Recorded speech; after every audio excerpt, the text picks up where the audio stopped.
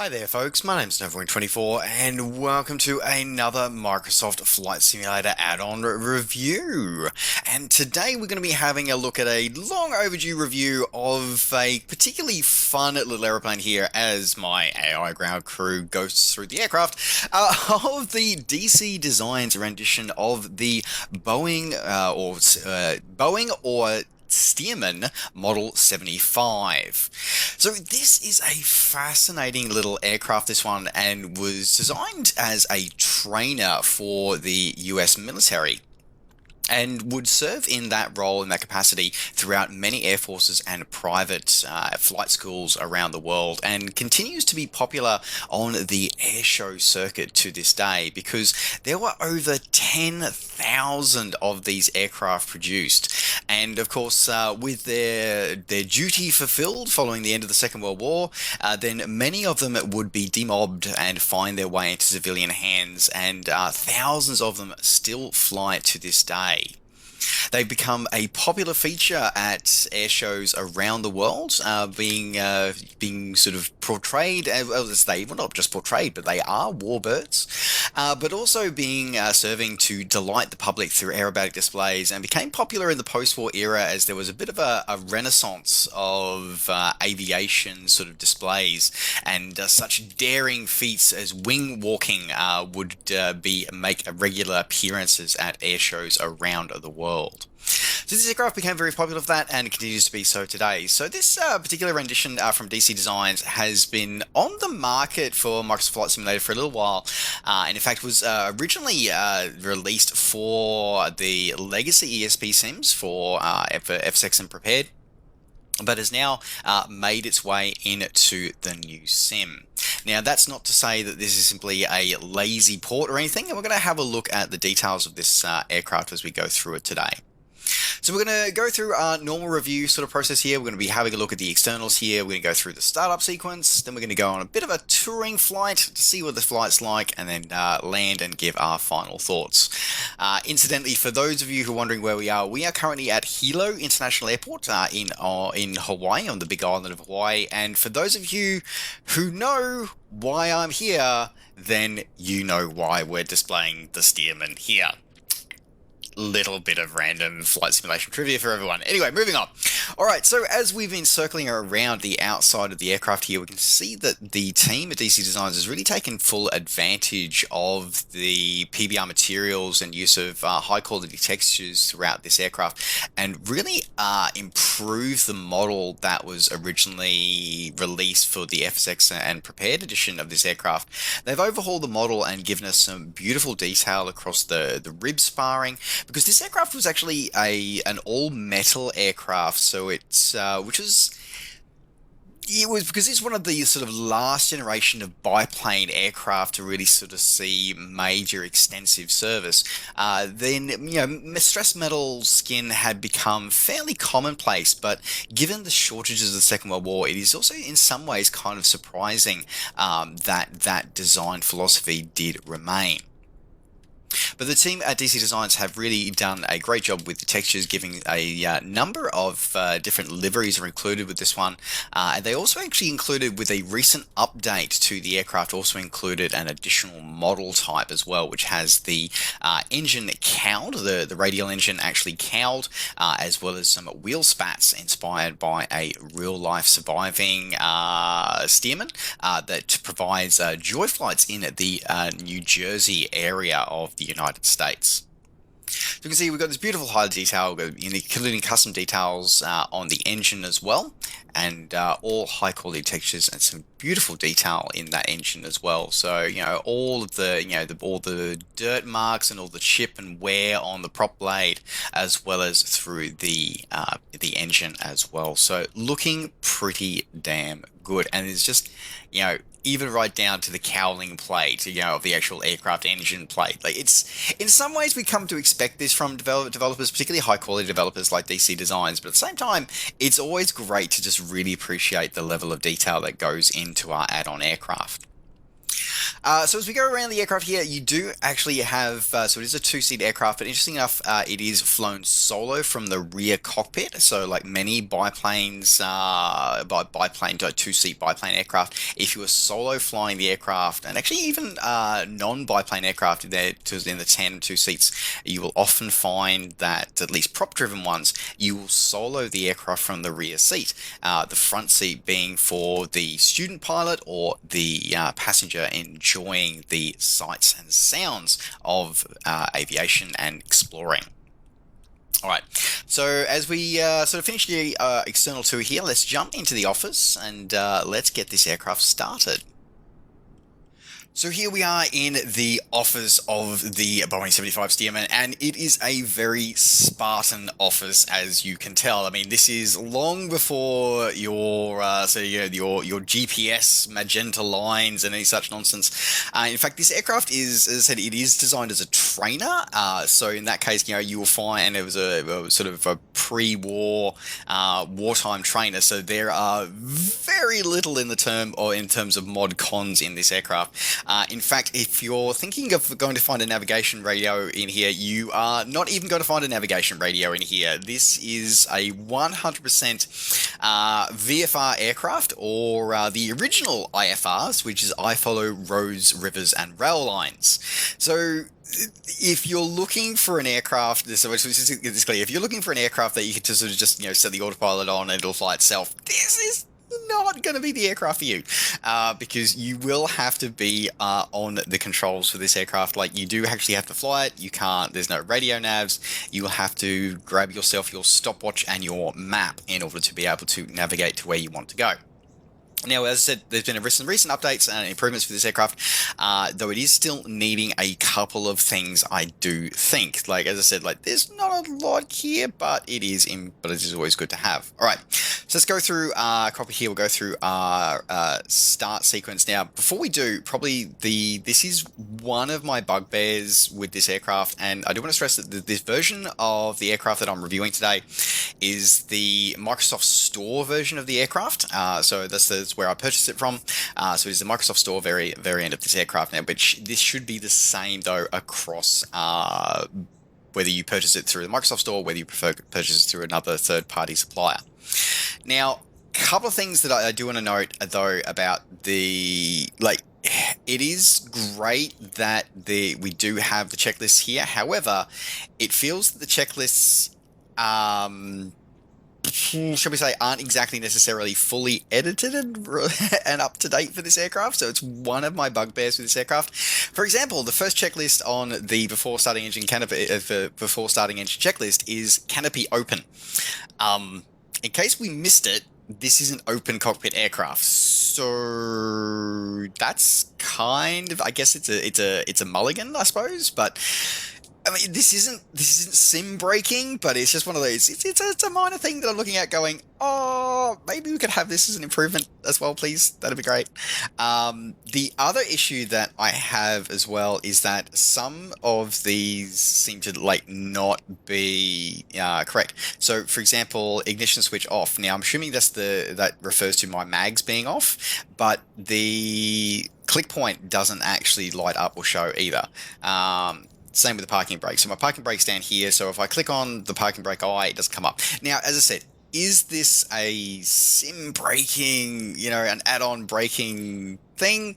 No, it's not. But it is something it's a nice to have that I'd like to see, as an improvement in a future patch. So that's pretty much, as I said, that's kind of it.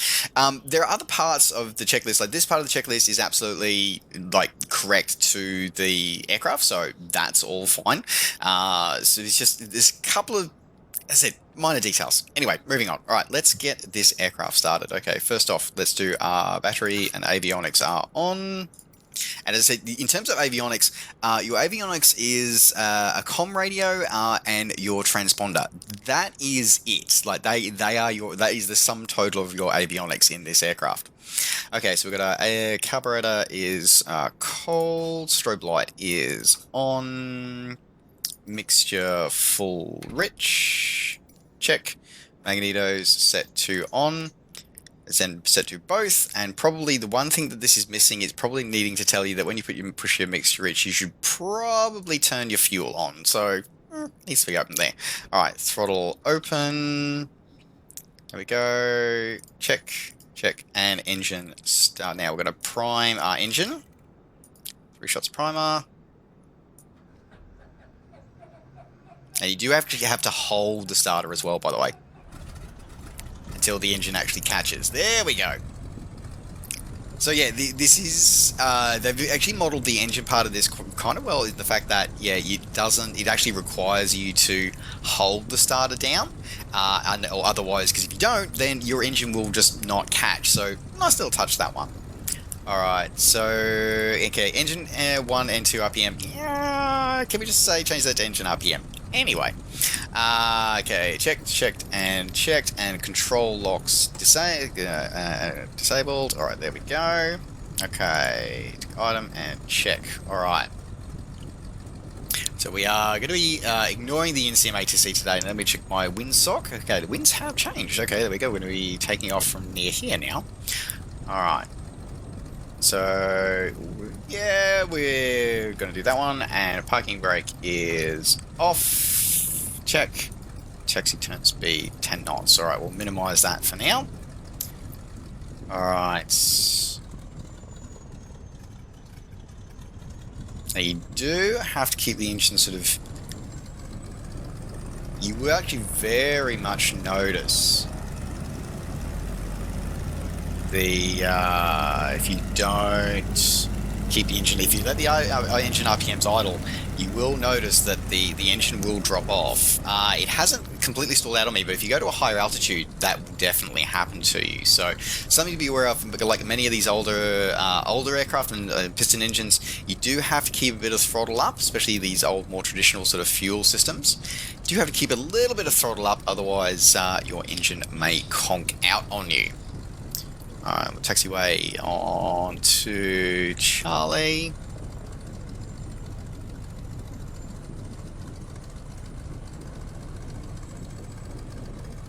Now, like a lot of the aircraft of this era, you have to be very cautious when you're taxiing, and because you can't see over the nose, you'll find aircraft of this era and this vintage and tailwheel aircraft, they'll actually sort of use this S sort of style taxiing, and that's allow you to essentially look out the side of the aircraft while you're taxiing, so you can actually see where you're going. So it's a very interesting serpentine sort of taxi sort of way of taxiing, the serpentine taxiing, but it is something to be aware of and something that you will see in real life if you go to any airshows or any airports and you see tail draggers operating. Sort of just use the edge of the runway lines to sort of, or the taxiway lines to figure out where you need to do your next part of your S.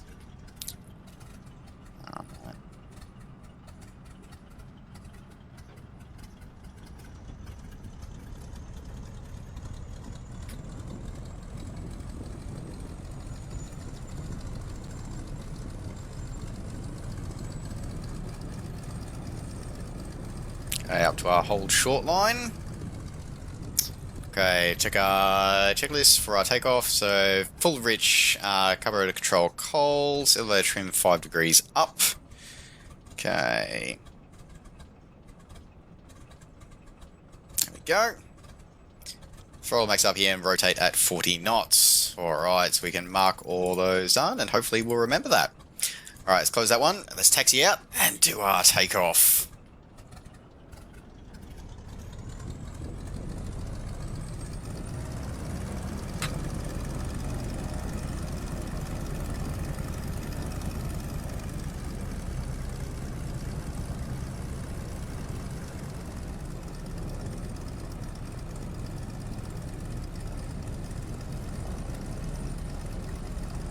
Alright, as we line up, rolling takeoff.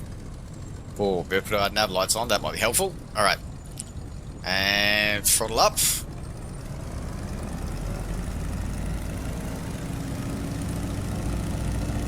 Now it's fairly good on the takeoff roll, but you will notice that the wind and the engine power will definitely give you a bit of a turn, but the aircraft with those 5 degrees nose up just simply lifts itself into the air. So like many aircraft of its era, they just want to fly. So you'll find that you'll very quickly gain a sort of enough speed, and your lift will just naturally just come from the aircraft because of their wingspan and their wing area. Because what's called biplanes, they have double the wing area. So it is she just wants to fly, which is always an amazing experience.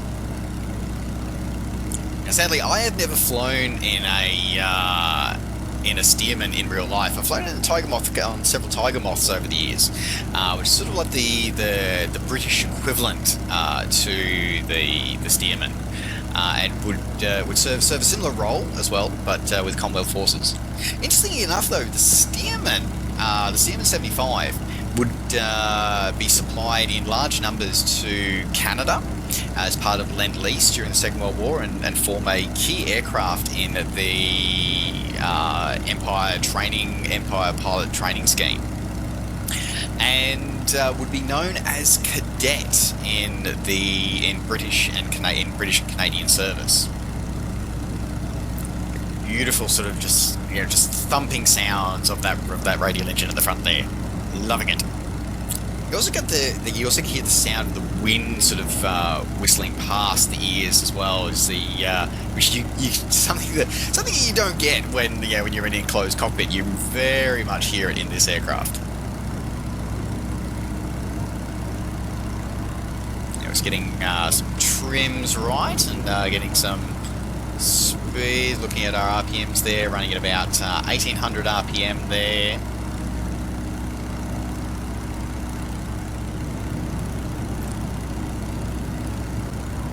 Definitely quite windy out there. Now, as I was saying before, this aircraft has been known in private hands for being quite aerobatic, and is displayed as such one of those things in its continued life in the aviation world. So, with a recent update from DC Designs, they've actually also added in a functional smoke system now as well, which you can enable here. And this will be a perfect chance for us to go and have a look at the outside of the aircraft. So once I get that trimmed out, there we go. Let's go smoke on.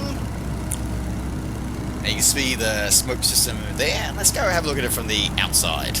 So as you can see, the smoke system is very much effective with this model, and gives us a kind of a cool little extra for this aircraft. So it's a nice sort of continued quality of life update and improvement for this aircraft.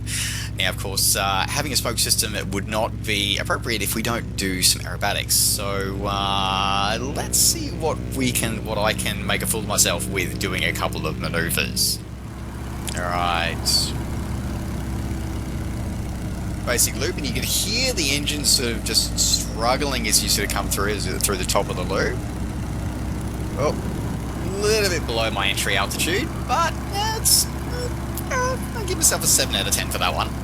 Now, what is interesting though is that with the fuel system being gravity fed from the wings, it is a wet top wing, is that if you try and fly inverted, it doesn't necessarily go so well for your engine. It is perfectly capable of an aileron roll, but if you were to say do a hesitation roll and leave it for too long, your engine might fuel starve, and you will find yourself without power until you get some fuel being fed back into the engine again. So again, it's kind of cool how the team at DC Designs have actually modelled that feature, and they've just embraced that and not given us like a constant fuel system. It is actually demonstrated as the gravity-fed fuel system that it is in the aircraft. Alright, go smoke off now. Here we go. As I said, it's really kind of, it's just a nice little touch from the team at DC Designs adding that smoke system in. So really glad that they did that with the patch. That was kind of cool. Alright, but as I said, like the aircraft itself trims out really, really well. It's a very stable platform for you to fly in, as you would expect from a trainer aircraft. It's very docile. She's very, very agreeable in terms of flying. She's very responsive and is very forgiving in terms of her flying characteristics, which of course is what you need and what is ideal in a training aircraft. Alright, let's have another quick look at the outside as while we continue our journey on around the big island of Hawaii. Alright, so here we are looking at the externals while we are in flight. I mean, there's not really much difference between the externals on the ground and the externals in flight because, I mean, there's not this aircraft. The airframe is very, very simple. It's very, very basic. You know, there's no flaps. You have no flaps in this aircraft. You don't have, you know, APUs. You don't have speed brakes or any of those sort of modern nonsense things. This is a basic aircraft that was designed to fulfill a very important purpose, and to this day, it's wonderful to see so many of these aircraft still flying in the real as well as virtual skies. In fact, the aircraft here that this aircraft is portrayed on Old Crow is one of those survivors. So yeah, there's not much that's really sort of talk about with the external model other than great to see it here in virtual skies. Looking pretty damn cool. Alright, back in the office here for a moment, and probably a couple of other quick things to point out as well is that your fuel gauge for this aircraft is that little dipstick or sort of like fluid container up the front there hanging underneath the wing. So that will descend as your fuel contents of your fuel tanks in the wings descends as well. So you've got a total 46 gallons in the fuel, which is enough for a few hours of flight, but that's the quick and easy way for you to see what your tanks are like. Of course, obviously best seen in level flight. Other than that, probably the other thing to point out as well is that if you're going to be flying this at night, then I hope you pack your torch, because you don't have any cockpit or dome lighting for that one. Well, you know, no dome lighting because you know, it's open cockpit, so maybe flying during a full moon. Alright, well that, folks, what we're going to do is now we'll sort of break this sort of video here for a little bit, and we will head to our final landing and arrival and landing to give our final thoughts on this little aircraft.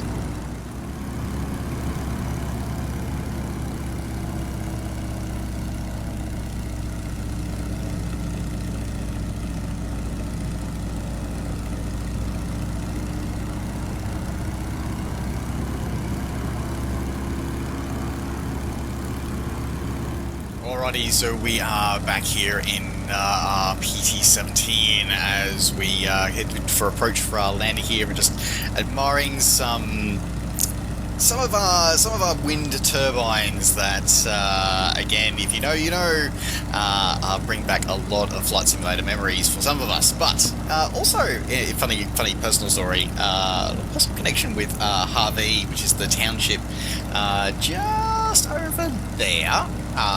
Being the turn point of the half iron and the full Ironman races here in the big island of Hawaii. So as we kind of approach here, I'm going to fly over the airfield because I need to get a concept of the wind direction here, because the wind direction here at Apollo is very interesting and can make for some interesting landings, so this could end badly. But while we're coming here as well, probably just to let everybody know as well, with the Boeing Model 75 that we're flying here, there were three major variants of the aircraft based on the engine type that the aircraft was fitted with. So this particular, so there was the PT-13, the PT-17 and the PT-18. And that looks like that's runway 07 is going to be our arrival here. So we're going to cross over and do our upwind. So this is the version that DC Designs has done a rendition of is the PT-17. Which was fitted with the Continental R670-5 radial engines. That's the wonderful sounds that we can hear from this sound set, courtesy of a Continental engine. The other two variants were powered by Lycoming or Jacobs engines, but yeah, you only get the one variant of this aircraft. Okay, so yeah, definitely.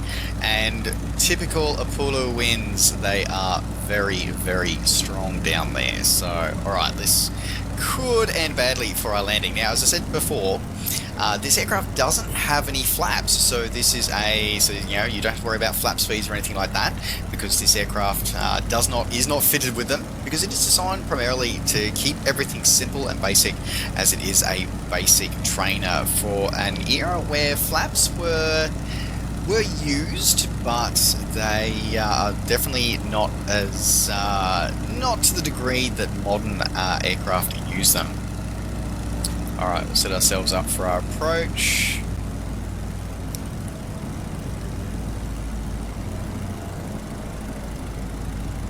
Now, one of the challenges, just like it is when taxiing an aircraft like this, is being able to see over the nose on approach. So it means that you end up doing these sort of very...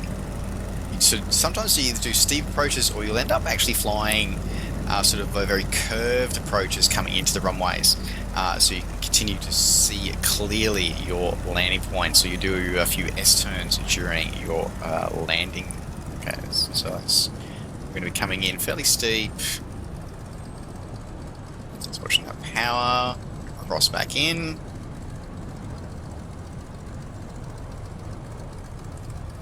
Watching the stall.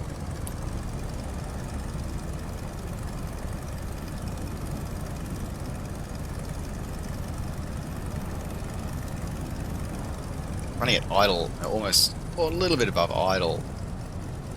Still getting fairly good speed here. Coming up. Little titch. And nice main wheels down. Oop. And tail wheel dropping. There we go. Oh, fairly impressed with that landing, if I do say so myself. Alright, let's taxi up and give our final thoughts about this aircraft.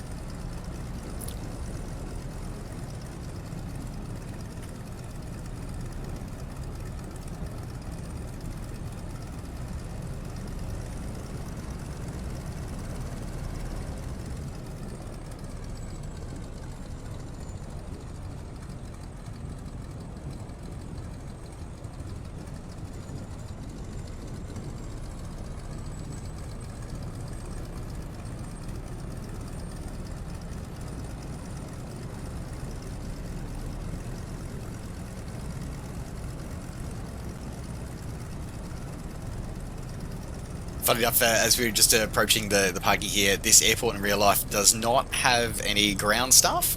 It does not have fuel, and the single building that is present here at Apulu is a open air shelter, an open-sided shelter, and I can attest to that from personal experience. But we'll give MSFS the benefit of the doubt. The car park's in the correct position, though.